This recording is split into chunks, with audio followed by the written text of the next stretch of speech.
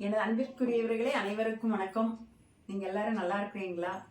நீங்க எல்லாருமே நல்லா நீண்ட ஆயுள் ஆரோக்கியம் ஐஸ்வர்யமா இருக்கணும்னு நான் இந்த புரட்டாசி மாசத்துல பெருமாள் கிட்ட வேண்டிக்கிறேங்க உங்களுக்காக. இந்த புரட்டாசி மாசத்துல என்ன செய்யலாம் என்ன செய்யக்கூடாது அப்படிங்கறத இந்த வீடியோல நம்ம பார்த்துடலாம். என்ன செய்யலாம் முதல்ல பார்ப்போம். முதல்ல புரட்டாசி மாசத்துல பெருமாள் வழிபாடு ரொம்ப முக்கியம். குலதெய்வ வழிபாடு ரொம்ப முக்கியம். குலதெய்வத்தையும் வழிபாடு பண்ணிக்கலாம். அடுத்தது பாத்தீங்கன்னா அந்த மாகாளிய பட்சம் வரும் இல்லையா, அதுல அந்த 15 நாளும் நம்மளுடைய முன்னோர்கள் நீட்டார்கள்னு சொல்லுவாங்க. அவங்கள நம்ம அவங்களுக்கு என்ன மரியாதை கொடுத்து அவங்களை எப்படி நம்ம வரவேற்கணுமோ நான் ஏற்கனவே வீடியோல சொல்லியிருக்கேன். அந்த வீடியோ நீங்க பாத்தீங்கன்னா உங்களுக்கு தெரிஞ்சிருக்கும். அந்த மாதிரி வரவேற்பு கொடுக்கணும். அவங்களுக்கு என்ன மரியாதை நம்ம வீட்டுல செய்யணுமோ அதெல்லாம் நம்ம செய்யணும். நீங்க அந்த பழைய வீடியோ பாருங்க, கண்டிப்பா உங்களுக்கு புரியும். அடுத்தது பாத்தீங்கன்னா அந்த மாசத்துல இந்த முடி காணிக்கை செலுத்துறது, காது குத்துறது இதெல்லாமே பண்ணுவாங்க. எப்படின்னா அந்த புரட்டாசி மாசத்துல பெருமாள் கோயில் குலதெய்வம், இப்ப எங்களுக்கெல்லாம் பெருமாள் தான் குலதெய்வம். அப்ப நாங்க அந்த மாசத்துலதான் நாங்க போய் முடி காணிக்க கொடுத்து காதெல்லாம் குத்துவோம், அதெல்லாமே பண்ணுவோம். அப்ப இந்த மாதிரி குலதெய்வங்கள் இருக்கிற இடத்துல குலதெய்வத்துக்கு போய் நம்ம முடி காணிக்கை கொடுக்கலாம், காது குத்தலாம், இந்த மாதிரி விஷயங்கள் பண்ணலாம். அப்புறம் அடுத்தது பாத்தீங்கன்னா இந்த பெண் பிள்ளைங்கள் மாசமா இருப்பாங்க இல்லையா, கர்ப்பமா இருப்பாங்க. அப்ப அவங்களுக்கு இந்த மாசம் தான் 7ஆவது மாசம் 9ஆவது மாசம் தவிர்க்க முடியாது. ஒவ்வொரு வீட்டுல கொஞ்சம் லேட் ஆயிட்டே கூட இருக்கும். அப்ப அவங்களுக்கு இதுதான் 9ஆவது மாசமாவே இருக்கும். அப்ப நீங்க என்ன பண்ணுவீங்க? பண்ணிதான் ஆகணும். வளைகாப்பு பண்ணாம இருக்க முடியாது, வளைகாப்பு பண்ணிக்கலாம். அப்புறம் சின்ன பிள்ளைங்க இப்ப பூ வயசுக்கு வந்திருப்பாங்க, பூ பெய்தி இருப்பாங்க, ரெண்டுமே ஒண்ணுதான். உங்களுக்கு புரிஞ்சுக்கிறதுக்காக நான் சொல்றேன். அந்த பிள்ளைங்களுக்கு 3ஆவது நாள் 5ஆவது நாள் தாய்மாமன் தானே சீர் வைப்பாங்க இல்லையா, அப்ப அதெல்லாம் நம்ம தவிர்க்க முடியாது. அப்ப அந்த சீர் எல்லாமே நம்ம பண்ணிக்கலாம், இதெல்லாம் பண்ணிக்கலாம். அடுத்தது ரொம்ப முக்கியமானது இந்த மாசத்துல அன்னதானம் கொடுக்கறது ரொம்ப சிறப்பு. அதுல இந்த மாகாளி பட்சத்துல அன்னதானம் கொடுக்கறது ரொம்ப ரொம்ப சிறப்பு. நீங்க என்ன பண்ணணும், அந்த மாகாளி பட்சத்துல உங்களால 15 நாள் வருது, அதுல உங்களால ஏதாவது ஒரு நாள் இல்ல உங்க சௌரியம் தான், நீங்க டெய்லியுமே வாங்கி கொடுக்கலாம். யாருக்காவது ஒருத்தருக்கு அன்னதானம் வாங்கி கொடுக்கலாம், ஒருத்தருக்கு 2 பேருக்கு.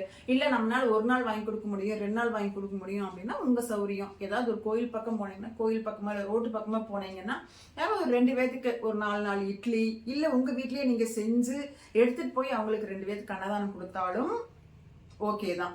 அப்படி இல்லை எங்களுக்கு அதெல்லாம் பண்ண முடியாது அப்படின்னா, காலையில் நீங்க காக்காய்க்கு இட்லி தோசை கோதுமை ஐட்டத்துல ஏதாவது கொஞ்சம் நெய் சேர்த்து நீங்க காக்காய்க்கு ஒரு அன்னதானமா வைக்கலாம்.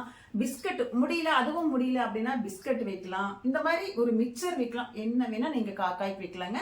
நாய்க்கு பிஸ்கட் வைக்கலாம், நாய்க்கு சாப்பிட்ற கொடுக்கலாம். இந்த மாதிரி விலங்கினங்களுக்கு, மனிதர்களுக்கும் இல்லாம விலங்கினங்களுக்கும் பறவை இனங்களுக்குமே நீங்க அன்னதானம் கொடுக்கறது உங்களுக்கு ஒரு சிறப்பான நல்ல பலனை உங்களுக்கும் உங்க வீட்டுக்கும் உங்க குழந்தைங்களுக்கும் நல்ல பலன், ஆரோக்கியம், நீண்ட ஆயுளோட நல்லா இருப்பாங்க. சரிங்களா? இது செய்யக்கூடியது.